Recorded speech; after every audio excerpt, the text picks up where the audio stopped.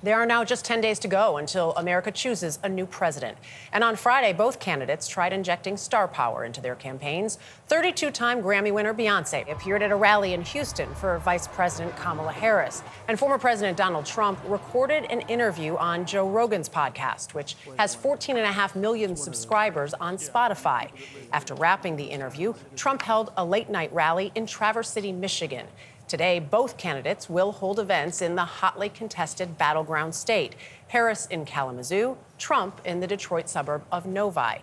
Ed O'Keefe joins us now from Traverse City. Ed, good morning. Dana, good to see you. They're both here in Michigan today because the Wolverine State begins its early voting. Now, late last night, both of them holding different events. Crowd size isn't a very good indication of much of anything, but we couldn't help but notice. Harris had her largest campaign crowd to date, while Trump, here in Michigan, struggled to keep his around. It was a night of sharp contrast. Vice President Harris, before her largest campaign crowd to date, introduced by the singer Beyoncé in Houston. While in northern Michigan, nearly 3 hours late, former President Donald Trump emerged to ominous music before a depleted crowd that had mostly gone home before he arrived.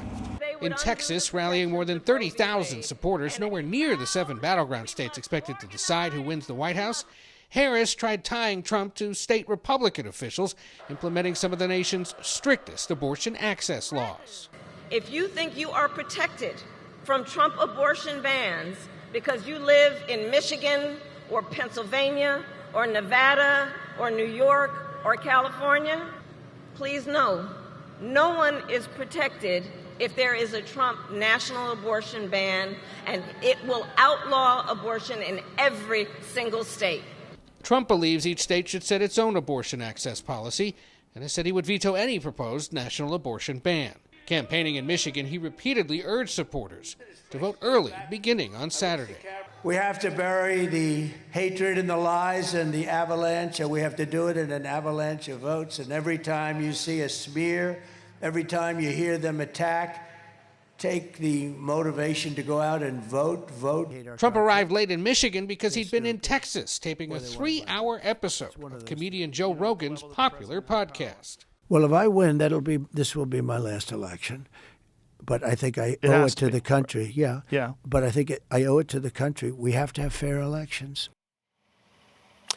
So Trump is rallying with supporters in suburban Detroit today. Vice President Harris arrives later for a rally in Kalamazoo, Michigan, with the former First Lady Michelle Obama, her first appearance on the campaign trail since the convention. Ed, we've seen the battleground states get all the focus lately, obviously Michigan being one of them. But yesterday, Texas in play. That, according to the polls, firmly in Trump's column. Why were both campaigns there? For the Harris campaign, Dana, it was designed to do two things. One, as we saw in the piece there, draw attention to what a Republican-led state has done regarding abortion policy and warn supporters and voters in the states like this one that are going to decide the election, if you think this isn't going to happen to you, it very well could. Now, as we said, Trump obviously has said he would not allow that to happen nationwide. If it happens state by state, that's what he supports. And so that was part of it. The other is there's a Senate contest going on down there. A congressman named Colin Allred, the Democrat running against Republican Ted Cruz.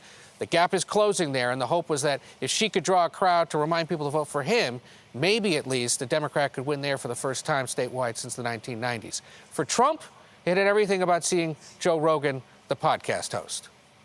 Yeah, it was big for him, which he has a primarily male audience on that podcast. Harris has been targeting podcasts that cater mostly to women. But are both candidates doing enough to reach voters they may not have reached yet?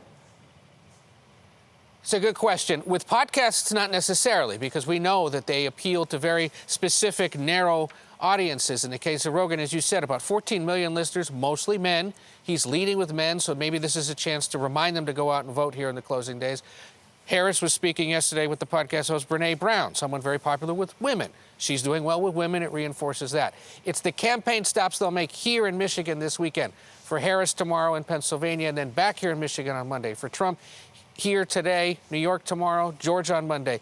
That's where they're trying to reach the undecided voters they need in hopes that they can help get them just over the top.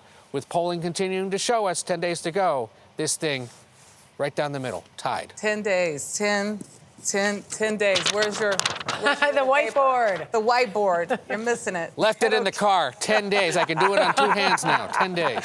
Ed O'Keefe, thank you so much.